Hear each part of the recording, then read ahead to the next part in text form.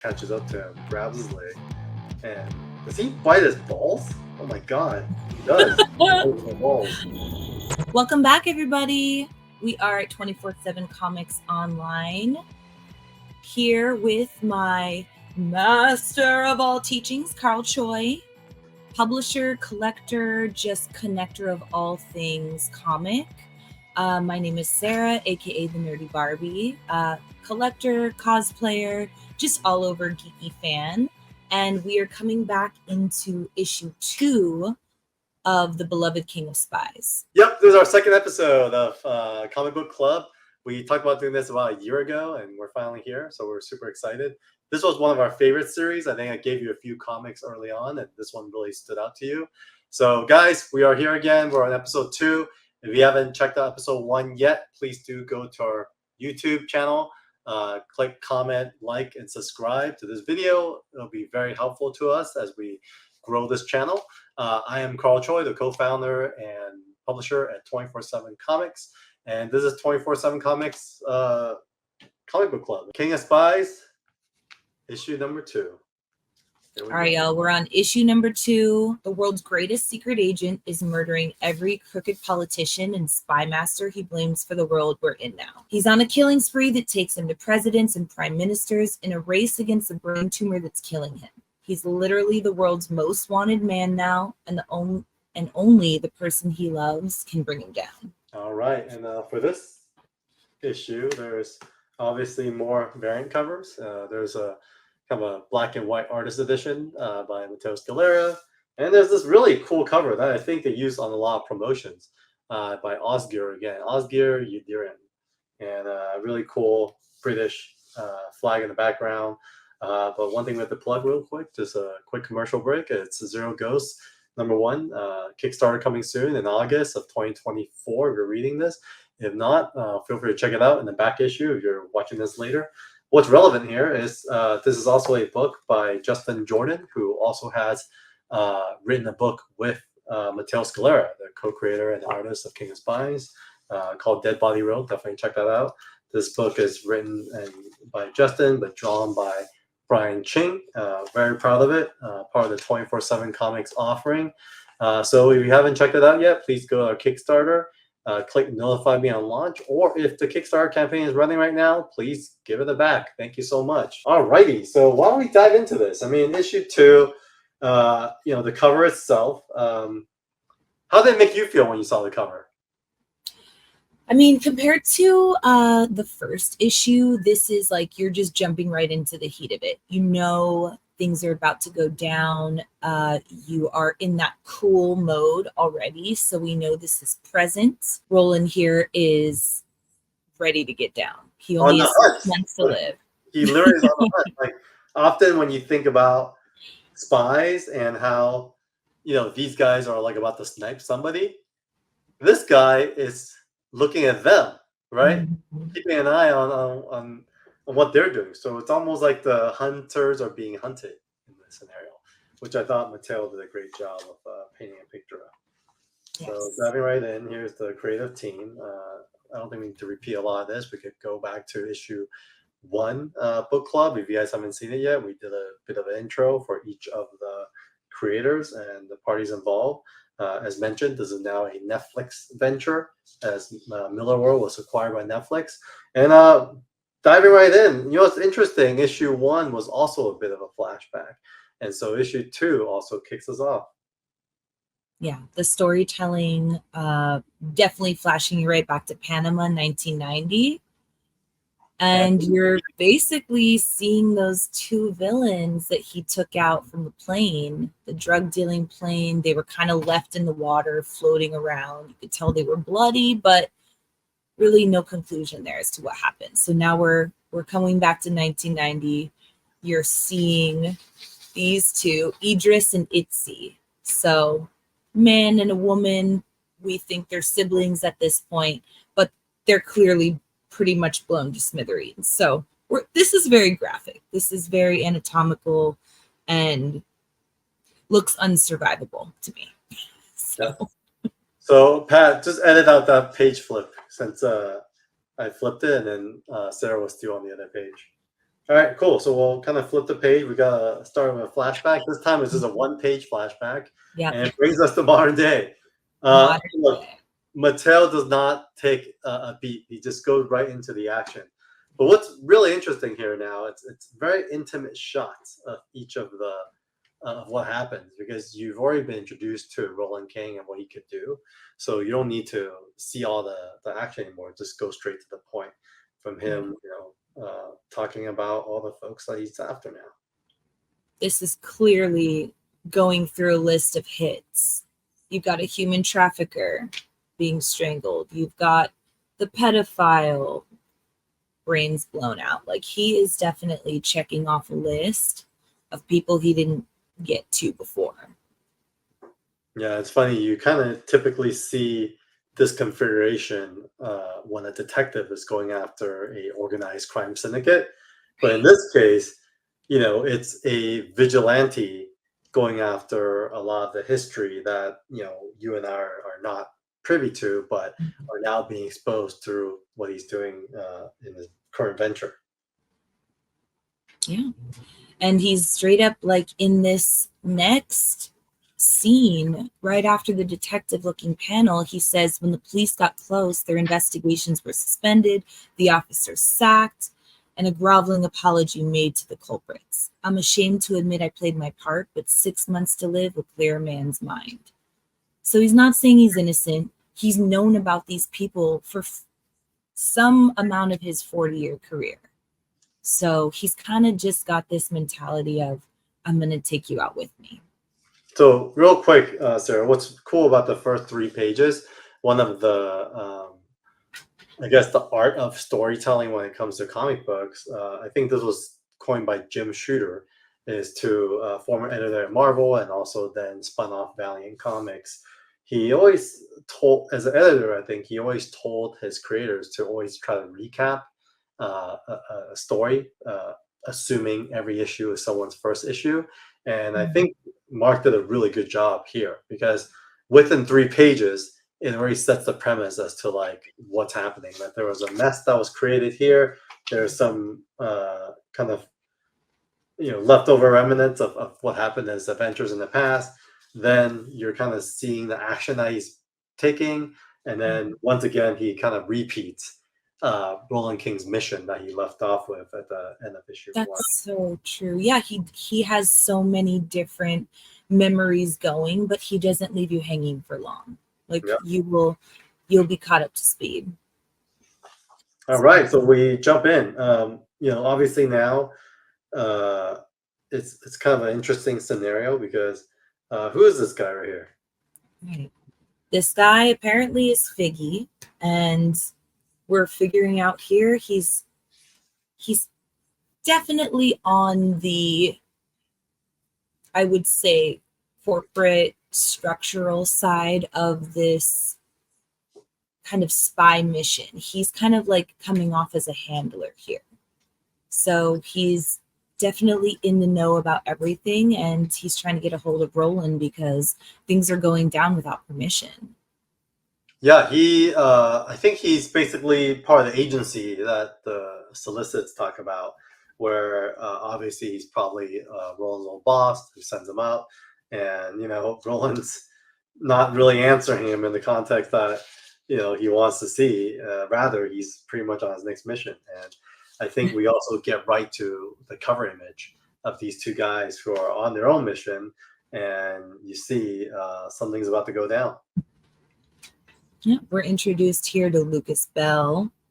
We're introduced to another assassin, and we find out this is the agent who murdered a princess and made it look like a traffic accident. So I love that, like, dark kind of like all of the horrible things you think about in that world. He's reminding you that they could be real. Yeah, so it's here. He's adding 2 former prime minister's trophy to his wall, and in the midst of it all, they complete their mission. Bam, bam. Very quickly. And you see also here that this is another father-son duo. They quickly allude to this. So there's another kind of like parallel you're seeing. Okay, so he has a son that's out there somewhere that he doesn't talk to. Now this new assassin is actually working with his son. And there's just so many layers to this story. I'm excited to see if that plays out later. And what the heck happened here? Is he blowing them up? Is that what's happening? It looks like he's shot 2 people in the head at the same time. And then mass explosion. I could have made the shot myself, but why take the risk when the master's still around? Yep. And he gets them where I want them. And so he literally blows them up. And he blows them up and he basically shows up with an axe. And, I think it's interesting because, this guy basically calls him out and says, we're on a mission. And so, yeah, he was thinking about using him too. So there's another moment. You kind of then see quickly on the next page why he needed the axe, because this guy apparently probably still worked for the agency. And of course, the gift that keeps on giving is this guy's hands actually rolling access into one of these safe houses. And these safe houses, I think it's where he's going to stock up and get ready for the next mission. It's so cool. It's when you get your classic spy stuff. He's got the glasses for his eyes. He's got the dude's hand for the fingers. And you just hope these little kind of like spy dens are all throughout the world. So nice little homage to that. Yeah, kind of reminds me of John Wick.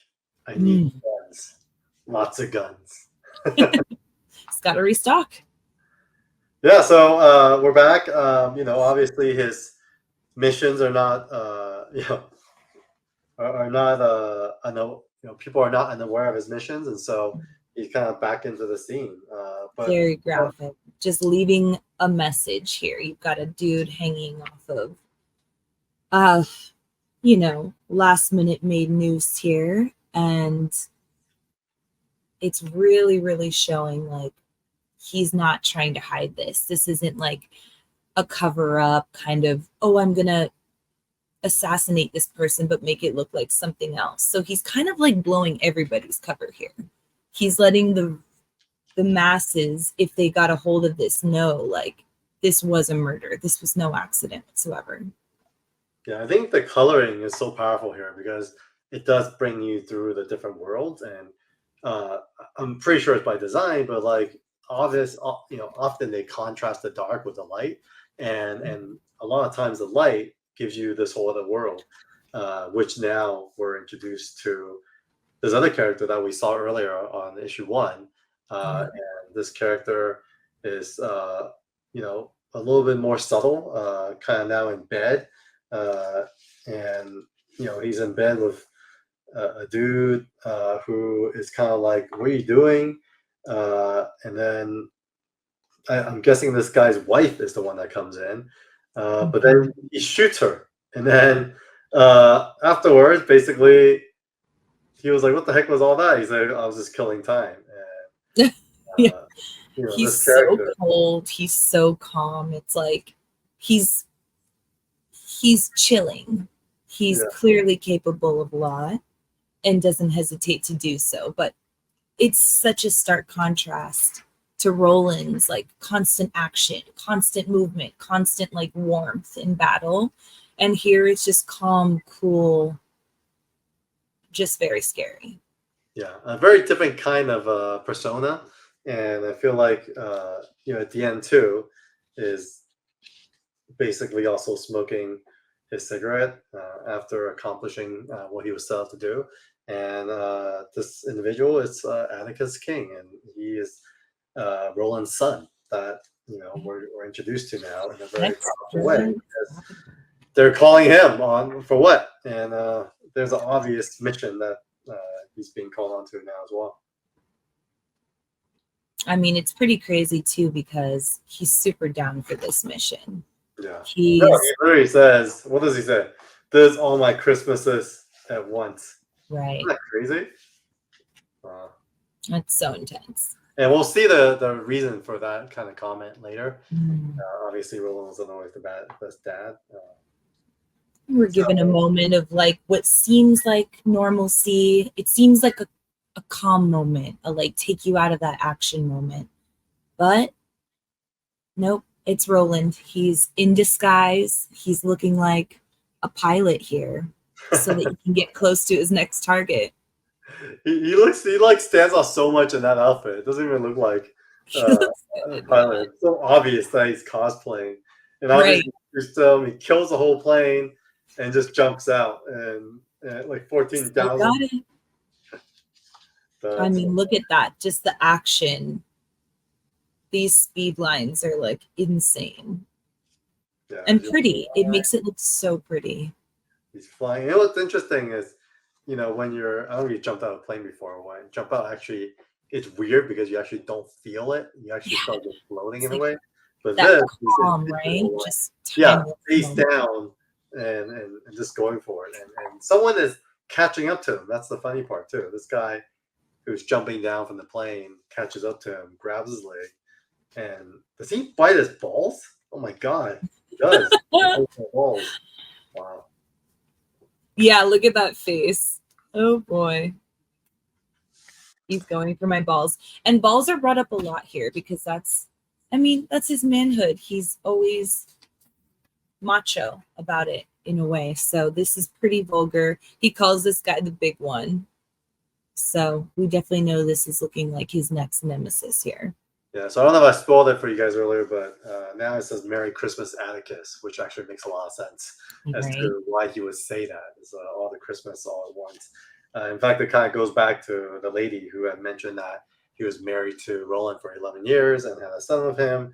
And young Atticus basically is, sad that his father wasn't coming home for another Christmas. It's kind of sad. Yeah. Atticus, it's been 3 days. And he just is still waiting. He's still hoping. And his dad's, just doing his thing with other ladies, kind of not giving a care in the world, and got to do what he's got to do, I guess. Oh, crap. His dad's having a threesome, basically. Mm-hmm. On the phone, just being like, I'm very busy. He is very busy right now. He's got a bit of a scumbag, huh, back then. Oh, my gosh. He really played on to that. It's interesting because you always assume, James Bond is a single guy and he does whatever he wants. But this shows a side of Roland that, that basically says he had an opportunity to go down this right route. He found love. He found, I don't know, he had a family, but he chose to never change. And so basically, in turn, I think his choice is now starting to reveal itself as to something that might come back and bite him in the butt. Right? You're almost fooled into thinking he's doing this for the greater good. And then you see he had a choice the whole time. Exactly. Or it might come back to bite him in the balls like this guy, maybe. There you go. All right. So kind of interesting because this is kind of where their lives come together now. In a way, you're seeing two panels. Atticus now, you know who he is. Is that his mother? I don't know. But anyway, because you see that same scene in issue 1. Exactly. He's back. There's then also a doctor basically giving Roland a diagnosis of where he's at. But then it jumped right back in modern day where he's fighting for his life. Yeah, and you get this small little sentence from the doctor saying the anti-seizure pills are effective, but you still get deja vu and things might not feel real.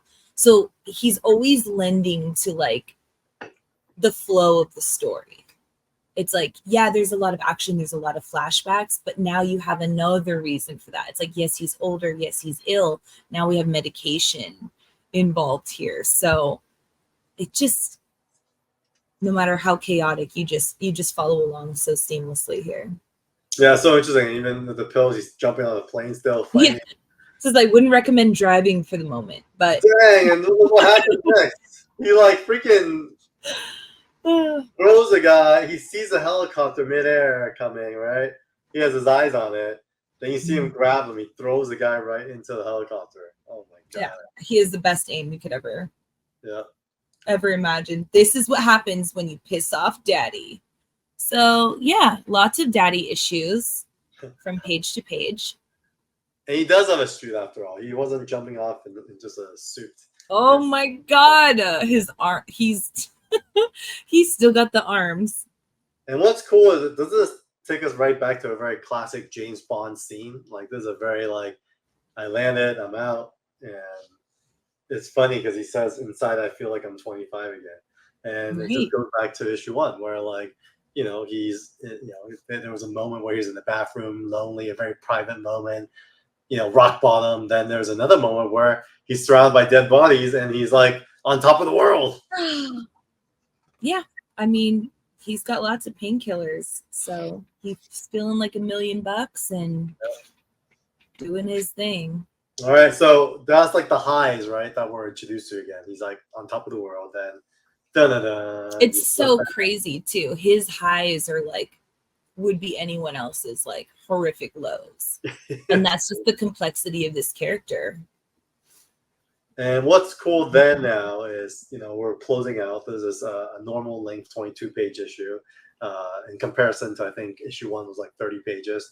You know, we're down to the last 2 pages, and Mark Millar does a really good job of just fully utilizing these 2 pages to give us a preview of what's to come. One side, we got Atticus getting ready for his mission, and then it transitions to, who do we see here now? Oh boy, they're back.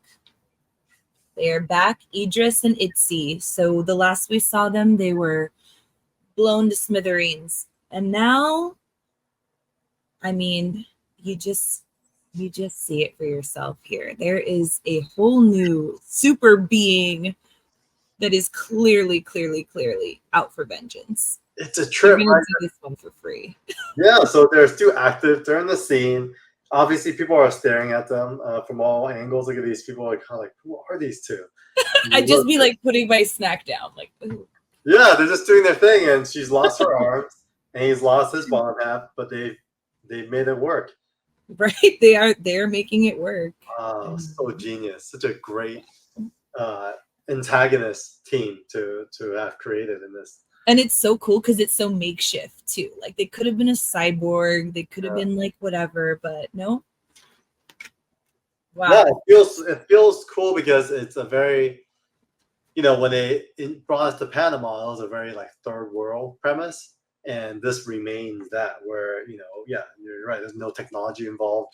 There's no like fake robot arms, whatever. They're just, you know, depending on each other. You know, like, yeah, they're just connected. So that's it for issue number 2. Wow, how'd you feel? I mean, that was cool just rereading that part. I mean, I always feel a heat. I'm always feeling the heat for that. But now it's like, I feel like now everything is established. We know, and now we can just enjoy any surprising ways that this man is going to get this done.